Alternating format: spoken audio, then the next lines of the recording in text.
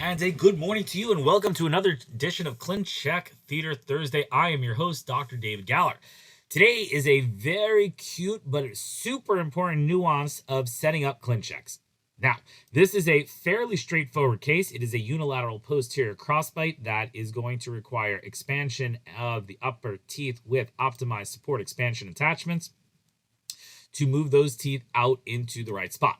And we're going to jump there. Now, the right side is actually really fine. This is a beautiful class 1-ish type of occlusion with nice interdigitation, no open bites, no cross bites, no posterior interferences, pretty aligned very, very nicely. If we look at the upper arch, those teeth are aligned pretty nicely. We look at the lower arch on the right-hand side, those teeth have a nice arch form.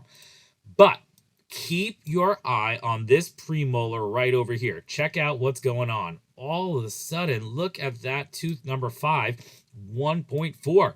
It's already in perfect occlusion to start. And look at this little new, like what's happening there? It's kind of squeezing down and in more into the tooth.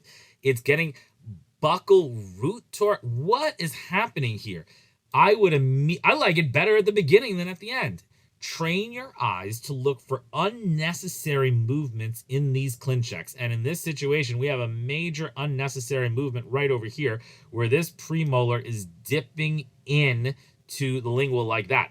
I would write back very, very simply to the technician, please don't move those right-sided premolars at all. There's no need for them. Doesn't help us at all. They have beautiful occlusion.